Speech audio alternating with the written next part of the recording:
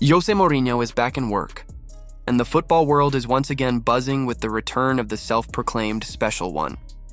This time, he has landed in Lisbon, taking charge of Benfica after Rui Costa confirmed that Bruno Lage would be stepping down following a humiliating defeat to Qarabag. The rumors had linked Jurgen Klopp with the position, but in classic football fashion, speculation gave way to a far more dramatic reality. Mourinho himself walking back through the gates of the Estádio da Luz. For Mourinho, the move is both a homecoming and a resurrection. Fresh off an unremarkable stint at Fenerbahçe, he wasted no time embracing the new challenge. "When I was offered the opportunity to coach Benfica, I didn't think twice," he told the press. "What coach would refuse Benfica? Not me. Returning here is not the end of my career. I left my previous club only a few weeks ago. I didn't plan to sit around unemployed. It's not my style. I wanted to coach." His words carried that signature Mourinho bravado, a reminder that whatever the setbacks, he still sees himself as a man destined for the biggest stages. But beneath the speeches and press conference drama lies a deeper truth. Mourinho has turned the art of being sacked into a business model. Across his storied career, he has pocketed an eye-watering $125 million in severance payments. From Chelsea in 2007, he walked away with $21 million. Real Madrid paid him $19 million when they parted ways. His second Chelsea spell ended with another $14 million payday. Manchester United gave him $17 million in 2018, Tottenham added $35 million to the tally, Roma contributed $4 million, and most recently, Fenerbahçe owed him $15 million. Each time, the story was the same: conflict, disappointment, departure, and a golden parachute. Now he begins again, this time at Benfica, with the world waiting to see if this is another stop on his carousel of compensation or a true redemption story. While Mourinho makes headlines in Portugal, Manchester United has delivered surprising news of its own.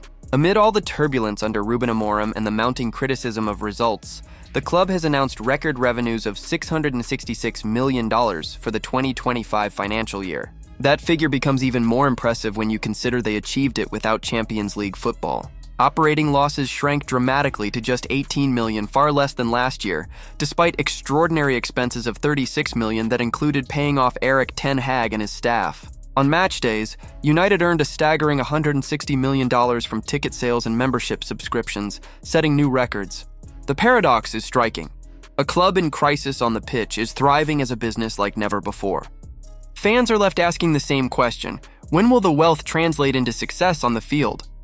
Over in Germany, Bayern Munich put on a clinic in the Champions League with a commanding 3-1 victory over Chelsea. The night belonged to Harry Kane, who scored twice and reminded the football world why he is one of the most lethal strikers alive.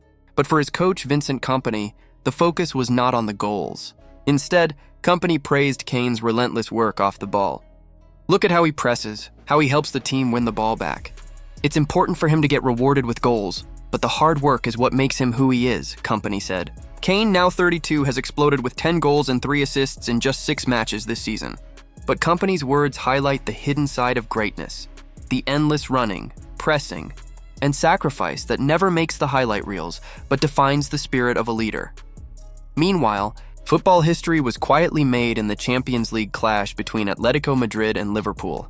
Only one Englishman started the match: Conor Gallagher, wearing Atletico colors. Liverpool, one of the proudest English clubs, fielded not a single homegrown starter. It was the first time since March 2006 that an English club entered a Champions League game with no English player in its lineup, and the only Englishman on the pitch belonged to the opposition. Back then, it was David Beckham, turning out for Real Madrid against Arsenal. The shift is staggering. English players, once the beating heart of their clubs, are becoming rarer in Europe's biggest nights. Some argue it reflects the globalization of the game. Others see it as a crisis of English talent. Either way, the image of Gallagher standing as the lone representative of English football tells a story all its own. Back in Manchester, Pep Guardiola sparked debate with an unusual statement ahead of City's Champions League campaign. "We are not contenders for the title," he said. "We will just enjoy the moment. We are happy to be here after the journey we have gone through. Our focus is only on the next game." For a coach whose team has dominated English football and lifted Europe's crown, the words felt strange. Was Pep genuinely downplaying expectations to protect his players from pressure? Or was this another tactical mind game, lulling rivals into underestimating City before unleashing their full power? For Guardiola, words are often weapons, and time will reveal whether this was caution or cunning. But the most explosive story of all comes from Madrid, where a storm is brewing around Vinicius Jr. The Brazilian winger, once embraced as the symbol of Real Madrid's future, now finds himself at odds with his new manager, Xabi Alonso. Under Ancelotti, Vini was untouchable, the heartbeat of the attack. Under Alonso, he has played a full 90 minutes only once, and whispers of distrust are spreading. His entourage believes Alonso does not value him the same way, while the player himself grows restless. Contract negotiations have only worsened the tension. Real believed a new deal was close, raising Vini's salary from $17 million to $20 million annually. But his camp wants wages on par with Kylian Mbappé, a figure that would break Madrid's wage structure. The club is hesitant and the talks have stalled.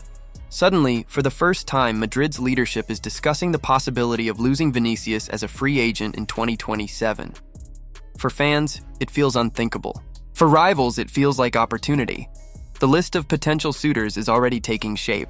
Manchester City, with Pep Guardiola's admiration for Vini's flair, could make the move. Chelsea, with their reckless transfer spending, might see him as the next jewel in their chaotic crown. Liverpool, rebuilding under a bold new direction, could slot him perfectly into their high-pressing system. Paris Saint-Germain, forever chasing stardom, would not hesitate to offer the salary he craves. And lurking in the background are the Saudis, with reports of a $1 billion package prepared to tempt him away. Vini insists his dream is the Ballon d'Or, but money has a way of changing dreams. If Madrid cannot resolve this quickly, the saga will dominate next summer, perhaps becoming the biggest transfer story in years. So here we are. Mourinho has once again found a throne. United is flush with cash despite sinking on the field. Harry Kane is redefining greatness in Munich. English on the next page. What do you think? Is Mourinho's Benfica adventure the start of another legendary chapter, or just another payday before the fall? Can Manchester United turn their financial success into footballing dominance again? And will Vinicius Jr. truly walk away from Madrid, or is this just another storm that will pass? Let us know your thoughts in the comments, and don't forget to like this video, subscribe, and ring the bell so you never miss the biggest stories in world football.